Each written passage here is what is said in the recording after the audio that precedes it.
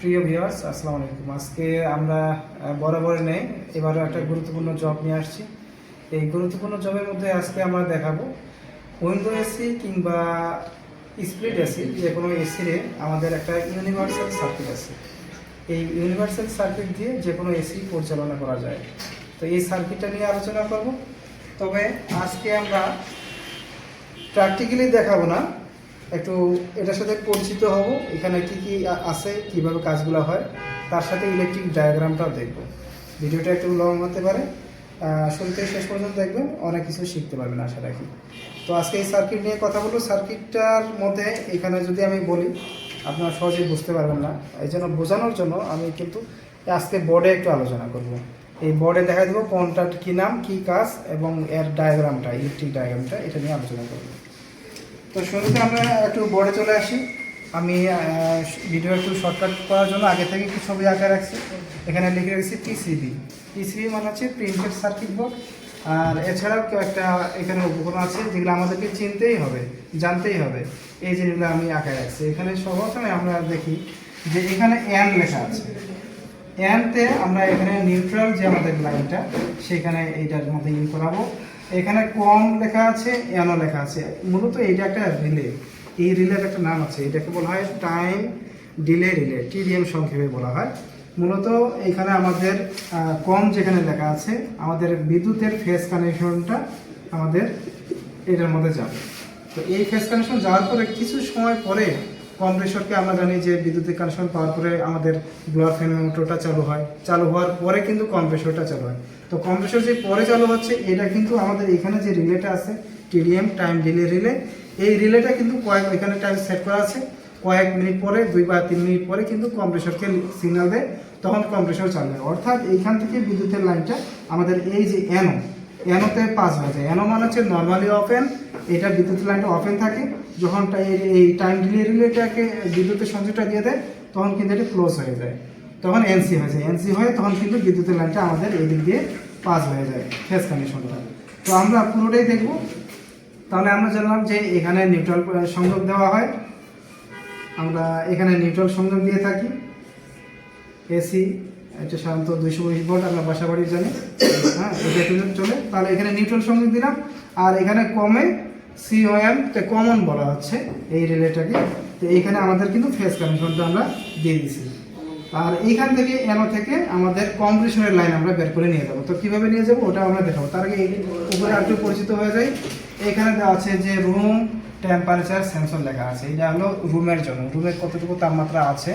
যদি কমে যায়, প্রয়োজন হয়, তাহলে এটা সিগন্যাল দিবে, কম্প্রেসর চালু হয়ে যাবে। এবং যদি ওভার যদি ঠান্ডা চলে আসে, তাহলে এটা সিগন্যাল দিবে, কম্প্রেসর তখন বন্ধ করে দেবে। মূলত এই সেন্সর এটা কাজ করে। এখানে আরেকটা আছে পাইপ টেম্পারেচার সেন্সর।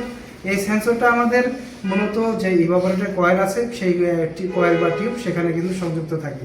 যদি কয়েলের টেম্পারেচার বেড়ে যায়, তাপমাত্রা বেড়ে যায়, ঠান্ডা পরিমাণ বেড়ে যায়, তাহলে কিন্তু স্বয়ংক্রিয়ভাবে এই পাইপ টেম্পারেচার সেন্সরটা বিদ্যুতের লাইনটা ডিসকানেক্ট করে দেয়। এছাড়াও এখানে সুইং মোটরের একটা অপশন আছে, সুইং মোটরটা পরিচালনা করে। এখানে একটা আছে ডিসপ্লে, আমরা যে রিমোটের সাহায্যে মূলত যে নিয়ন্ত্রণ করি, এই রিমোটের যে সেন্সটা, এটাকে রিসিভ করার জন্য, এটাকে রিসিভারও বলতে পারি আমরা। তো রিসিভ করে এই ডিসপ্লে সাহায্যে ডিসপ্লেতে অনেক কিছু ইনফরমেশন দেখা যায়, কত চলতেছে কিনা, কত ডিগ্রিতে চলতেছে, কত টেম্পারেচার আছে, এই ডিসপ্লেতেও কিন্তু এটা দেখা যায়। এখানে একটা ট্রান্সফর্মার আছে। এই ট্রান্সফর্মারটা আমাদের, যেহেতু এটা পিসি বোর্ড বা প্রিন্টেড সার্কিট বোর্ড, এই বোর্ডের মধ্যে বিভিন্ন ইলেকট্রনিক্স ডিভাইস আছে।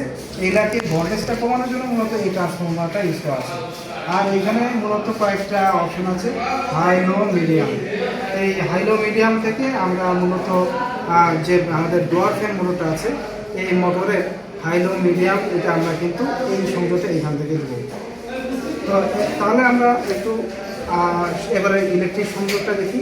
হাই লো মিডিয়ামটা মূলত আমাদের একটা যে ব্লোয়ার মোটর আছে, আমি এটা ধরে নিলাম এটা আমার ব্লোয়ার ফ্যান মোটর। এই মোটরের সাথে আমাদের একটা হাই কানেকশন থাকে, একটা লো কানেকশন থাকে, আর একটা মিডিয়ামের কানেকশন থাকে। এছাড়াও এটাতে আমাদের একটা কি থাকবে, স্টার্টিং থাকবে আর একটা রানিং থাকবে। এই স্টার্টিং এবং রানিংয়ের সাথে একটা ক্যাপাসিটর সংযোগ থাকে, সাধারণত আমি ধরে নিলাম যে 2.5 মাইক্রোফ্যারাড। 2.5 মাইক্রোফ্যারাডের ক্যাপাসিটর। সেখানে রানিং পয়েন্ট থেকে আমরা একটা নিউট্রাল পয়েন্ট বের করব। তো আচ্ছা, নিউট্রাল পয়েন্ট একটা বের করে আছে। এইদিকে আমরা শুরুতে বলছিলাম কম্প্রেসরের কথা, যে কম্প্রেসরে এনো পজিশন থেকে একটা ফেস কানেকশন কম্প্রেসরে চলে আসে। তো এটা আমরা একটা কম্প্রেসরের সাথে সংযোগ দেব। কম্প্রেসরে আমাদের এটা সব কমন পয়েন্টে চলে যাবে। মূলত আমরা এটাকে কম্প্রেসর যদি ধরি আমরা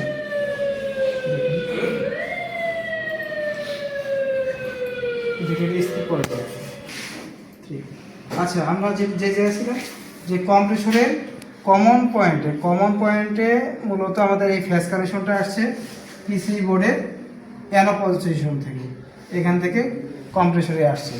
তো এটা হলো কম্প্রেসরের কয়েল আমরা ধরলাম, এটা কম্প্রেসর। তো এইখানে মূলত একটা পয়েন্ট আছে, স্টার্টিং পয়েন্ট আর একটা রানিং পয়েন্ট।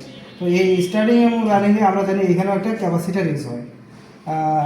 আমরা সংক্ষেপে একটু দেখাচ্ছি খুব ছোট করে বোঝানোর জন্য।